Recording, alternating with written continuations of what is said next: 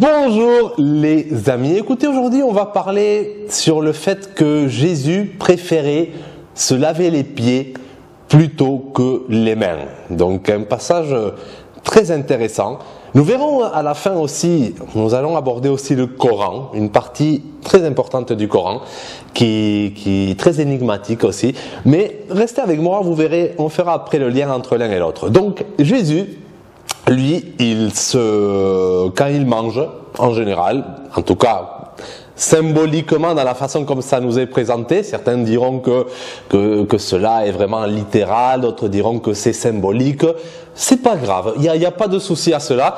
En tout cas, c'est ce qui a écrit. Jésus, apparemment, il mangeait souvent ou toujours, on ne sait pas, il mangeait sans se laver les mains. Et apparemment, cela interpeller, pouvait choquer, scandaliser certaines personnes, notamment les pharisiens, parce que eux, dans la tradition, on ne peut pas aller à table sans se laver les mains.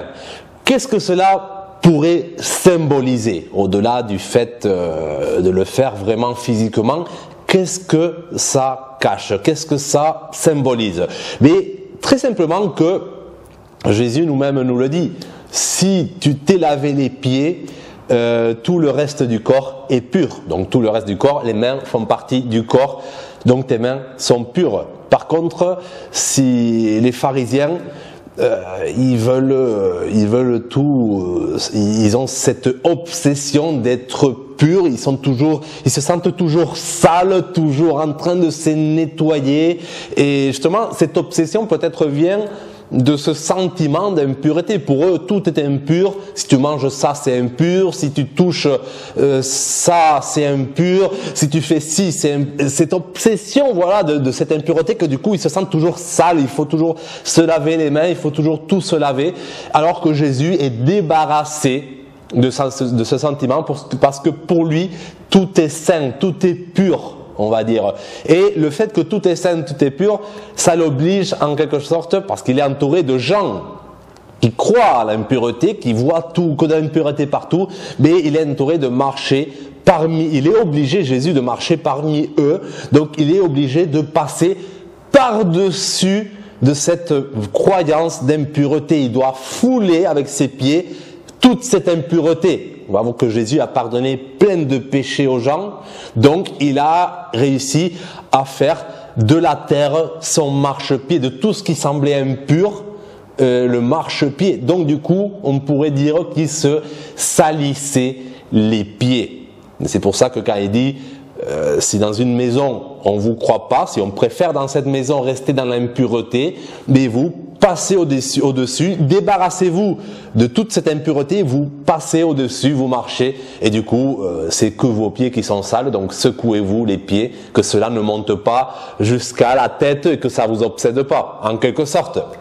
Donc, la terre, en fait, l'homme provient de la terre, il est fait à partir de la terre, et c'est ce sentiment d'impureté qui le prend, mais il juge impur, en quelque sorte, ce qui fait partie de son être.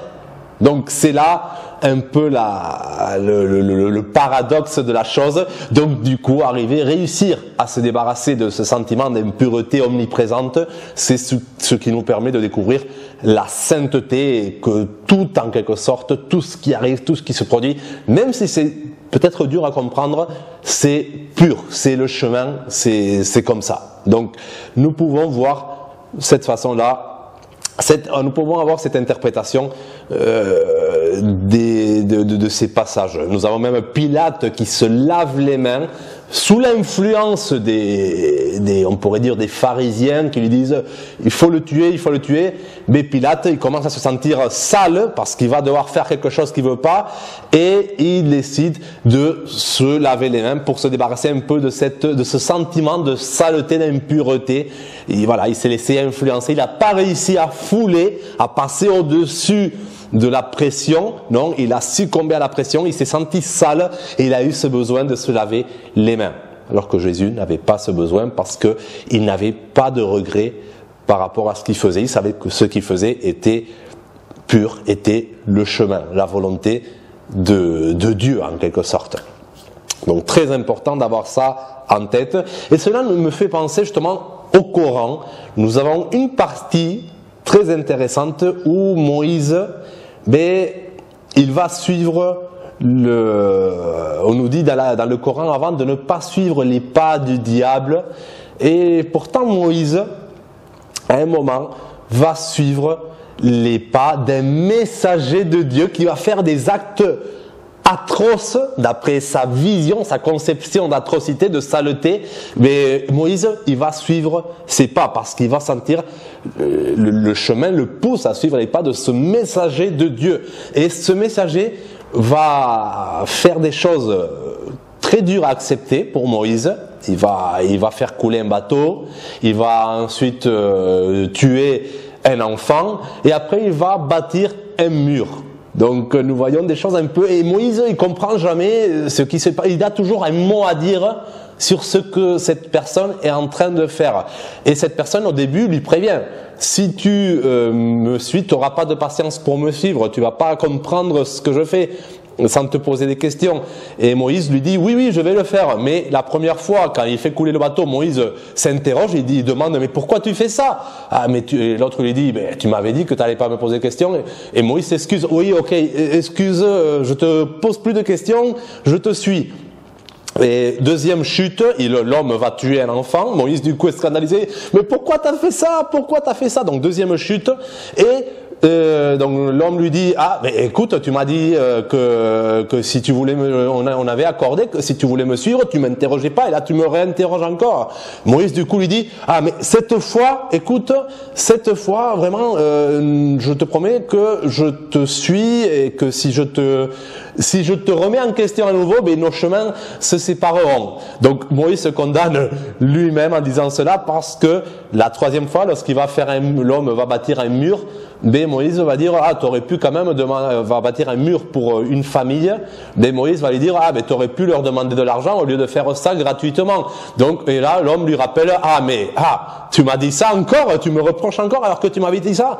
Mais là, Moïse se sentait forcé de quitter son chemin parce qu'il n'avait pas réussi. Donc, les 3 chutes de Moïse dans le Coran, ça nous fait rappel les 3 chute de Pierre lorsqu'il renie Jésus 3 fois. Mais là, Moïse, dans le Coran, il renie les voix du Seigneur, du messager de Dieu, 3 fois encore. Donc, une des choses que pour Moïse semblait impure, des choses que pour l'incrédule pourraient sembler les voix du diable, en fait, tout est pur, tout fait partie des voix de Dieu. Et même si on ne comprend pas, il faut savoir que tout ce qui arrive a un but qui peut-être dépasse notre entendement et ça a été fait pour la meilleure des choses. Donc tout est pur, à condition de réussir à fouler l'impureté. Si vous réussissez pas à fouler l'impureté, elle va vous monter jusqu'aux mains,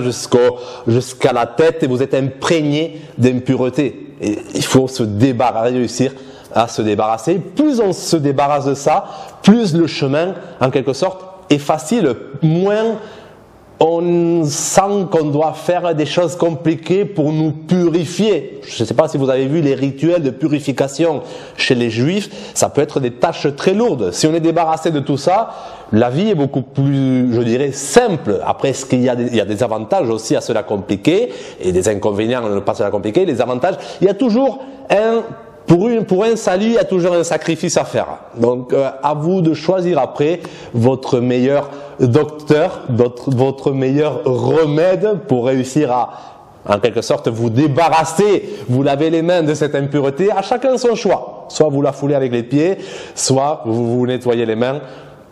Les deux existent, les deux sont une possibilité. Voilà, juste petite vidéo. Je pense que on pourrait dire plein de choses de plus, mais vous êtes là pour ça, votre réflexion personnelle est là pour ça. Et voilà, prenez soin de vous et moi je vous dis à bientôt. Ciao!